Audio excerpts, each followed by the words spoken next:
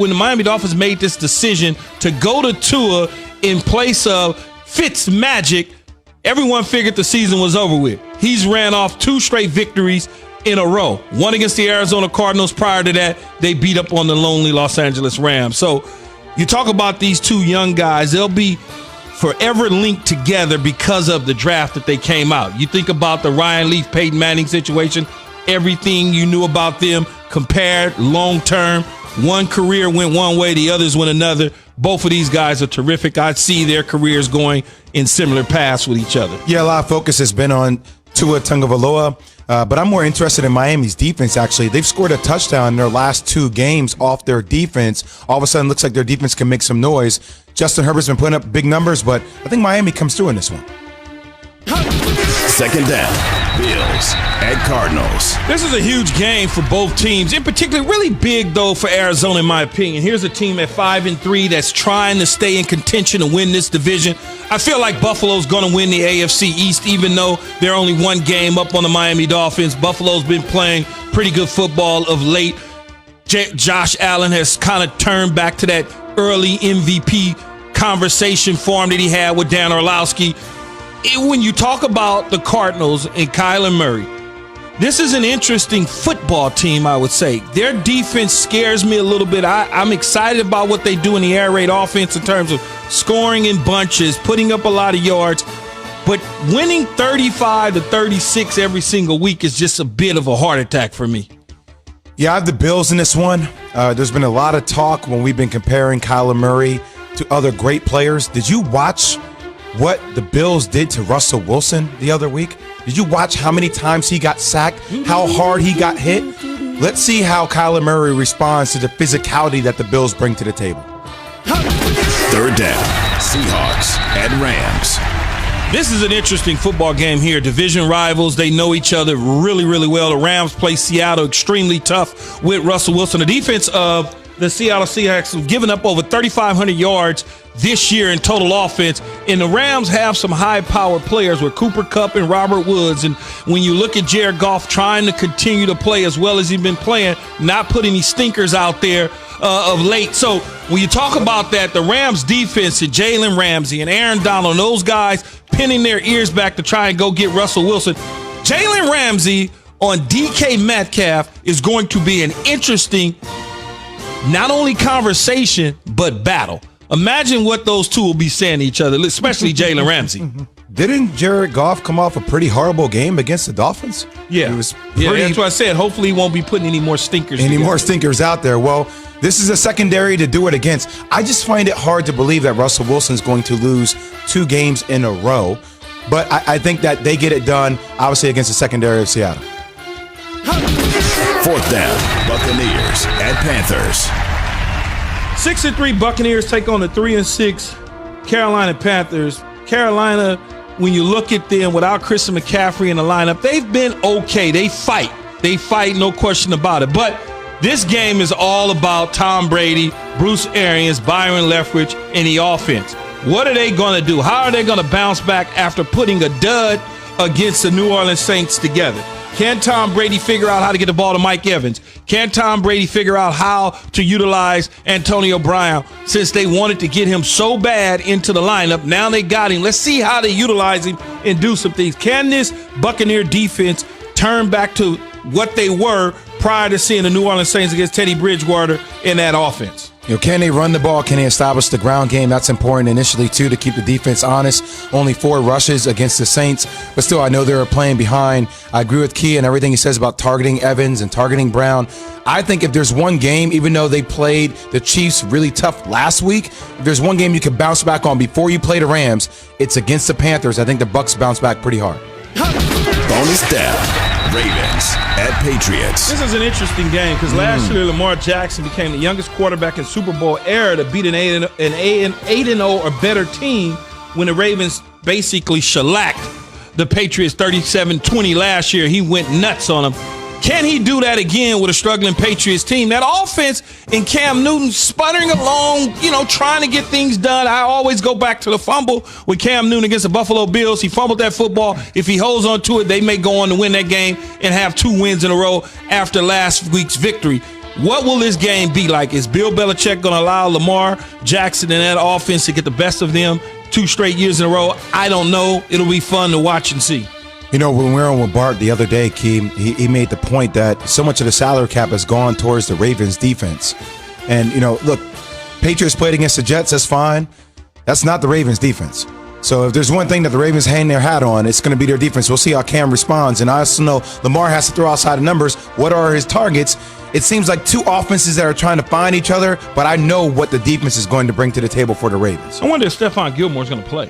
That's an interesting question. We'll keep right. an eye on that. On that game, you guys mentioned those guys together on the field on Sunday Night Football. And yes, earlier in the week, some of Lamar's comments about perhaps when he goes to the line of scrimmage, the defense knows what's coming. I'm running to the left. Yeah, you running to the left, bro.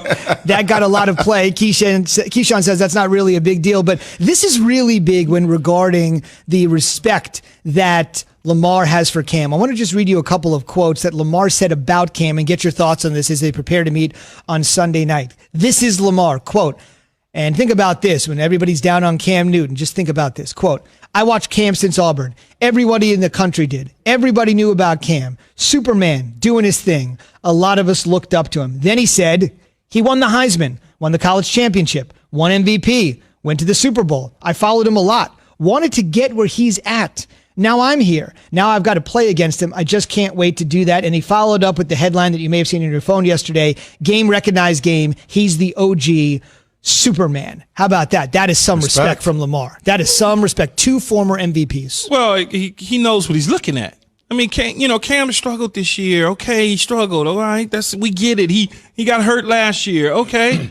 But when you're polarizing like Cam, people want to step on you when you struggle. That's just what it is. The moment that, and I just hope that he gets back to winning and just balling out so he can laugh at everybody that thinks he's a joke right now. I really do. You know what, Key, though? It's interesting. Every time we come on air and we feel like we're in a very reactionary culture where it's easy to become prisoner of the moment. What have you done for me lately? But when you contextualize it, when you take a step back and you look at the full body of work, what Cam Newton has been able to do, would you expect him to do more? Everybody's always expecting somebody to do more. But hearing Lamar talk about all of his accomplishments, I mean, the body of work speaks for itself. When you say expect for Cam to do more. I'm just saying, look, we come up with argumentative topics all the time. And I see I don't. That'd be the producers. Not you. I'm just saying in general, though. And you hear this amongst talk radio, sports talk shows. I hear it for John Calipari in Kentucky. Right, do you expect he should have won more? It's not enough for all the recruits. It's so hard to win. It's so hard to be an MVP. Of course it is. That's why I just laugh when people say stuff. It's because it's funny when Cam is polarizing, man. Okay? He's not the normal. He doesn't, first of all, he does not, when he came into the league, however many years when he was the number 1 overall pick, one of the first things the former owner at the Carolina Panthers asked him was about an earring and tattoos. That's start, right? You start exactly there. Then he has the scarves and the dress and the way he does things. Then he doesn't dive on the ball at the Super Bowl, so that became a major problem. Then he doesn't answer the questions at the Super Bowl, so that becomes a major problem. And then it steamrolls from there because they don't really understand who they're dealing with. Sometimes the media doesn't understand who that individual is that they are interviewing. Because if they're not picture perfect, if they're not the All-American person, it's not even the All-American. It's what has traditionally been a certain way at that position. Mm-hmm. The way that you carry yourself, the guy went into New England, had just signed with him and was getting his butt just handed to him on sports talk radio in New England. Hadn't been in the building yet. And they were going at him. Why that is, I have no idea. It just happens that way. But I think when you look at the body of work and you winning makes a lot go away. Yes, it does. When you win games, people forget about all the other stuff. They we take him. I remember when Cam was in Carolina, man, and he did his dance, he did something, and a lady wrote a letter talking about he should get a ball in the stands. It's what are you talking about? He's been doing that. That's what he does. But that's just how people are. And he cannot worry about individuals in the fans and people in the media, you have to play and do what you can do to help your team win. I am a living witness of it, man. I went through it my entire damn career about this and that. And I was just like, you have no idea what the hell you're talking about. But when I leave off the field, I don't have to do an audition or nothing. I go right to Sunday and Monday countdown because they got it. They understood it. And they knew who that individual person was because they had the opportunity to sit in pre-production meetings and judge based on that, opposed to what somebody is writing in a newspaper or somebody saying on SportsCenter based on a clip or two. They had context with that by being able to sit in to pre-production meetings with me to be able to go, oh, okay, yeah, I know what that's going to be. Mm-hmm. And so when you look at it, that's the way it's always been and set up. Lamar's going through the same thing.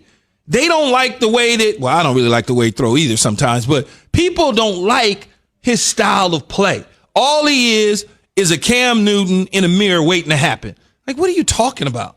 So if he goes on to take they're completely different. Completely different. Like, they're not the same at all. But there's people out there that are comparing. They're athletic. They run. I'll say it. They're black. They're quarterbacks. I'll say it. You didn't have to say it. But you got two quarterbacks that have struggled to throw the ball in their careers. They both happen to be very dynamic with the ball in their hands when they run. They both happen to be black quarterbacks.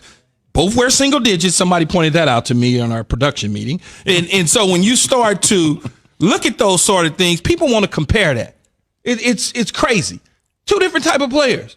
One dude is a slasher that has some crazy acceleration, and another dude is a tank or a train on wheels or whatever you want to call it. LeBron James running threes. I mean, and so these are two different type of players.